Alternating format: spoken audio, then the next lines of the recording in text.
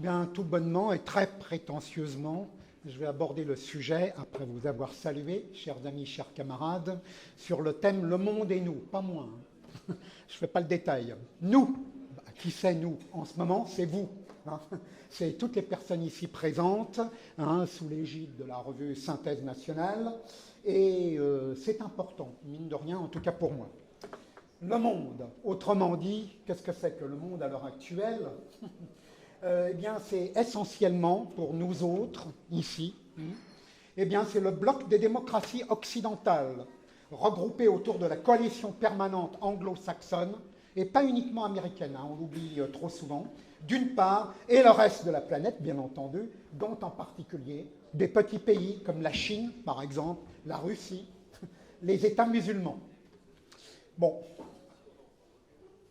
il faut partir des réalités, et ce sont des réalités. En 1990, un certain Francis Fukuyama, aujourd'hui bien oublié, un universitaire américano-nippon, curieux mélange, dissertait sur la fin de l'histoire. On l'a beaucoup oublié. C'était le moment de l'effondrement en cours de l'Union soviétique, après sa disparition dans le fameux bloc de l'Est européen. Et donc Francis Fukuyama imaginait qu'il n'y avait plus d'histoire, que le monde tombait sous la coupe des démocraties occidentales, autrement dit sous la volonté seule exprimée de Washington des États-Unis d'Amérique. Pour lui, il s'agissait de l'organisation du monde en espaces socio-économiques. Là, j'ai traduit de l'américain en français et j'ai repris la traduction du professeur d'économie Raymond Barre, qui, je crois, vous laisse quelques souvenirs peut-être. Voilà. Et tout ceci donc sous la houlette des États-Unis d'Amérique, entraînant dans leur sillage l'ensemble des démocraties occidentales et asiatiques. Car il en est. Le groupe d'États concentrant ainsi sa force économique et militaire écrasante contre tout État ou peuple cherchant à opposer sa résistance au système. On a vu récemment des applications de cette stratégie, tous unis contre quelque chose de petit et si possible. Voilà. Bien. L'idée des nations s'y trouvait totalement niée, absolument niée. Au contraire, c'était l'ennemi qu'il fallait détruire.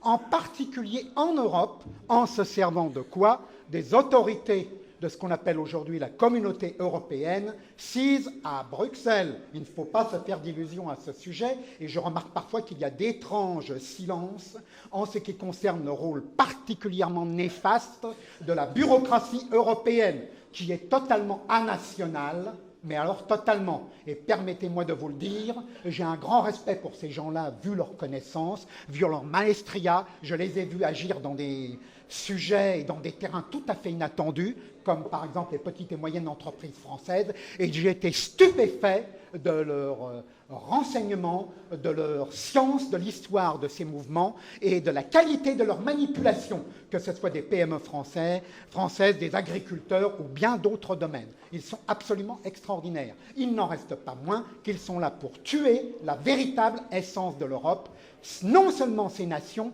mais aussi ces peuples, contrairement à certaines apparences. Il faut donc bien comprendre le rôle de Bruxelles dans la stratégie mondiale des démocraties occidentales, et je pense surtout, comme toujours quand on emploie ce terme-là, à la volonté des États-Unis d'Amérique.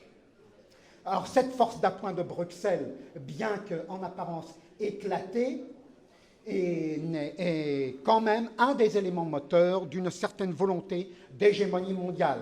Faire le gouvernement des sages, quelque part situé entre Chicago et son Board of Trade, Washington, et peut-être quelques lieux de villégiature accidentelle en Europe ou ailleurs.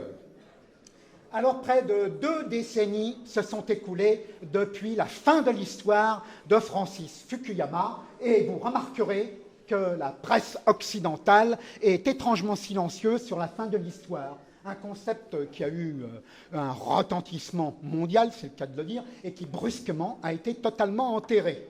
Eh bien, pourquoi? Parce qu'on s'est aperçu qu'il y avait eu des événements variés et qui ont rendu plus que douteuse cette formule. Je ne citerai que 3 de ces événements qui surnagent dans une actualité plus ou moins récente. Le développement d'une autre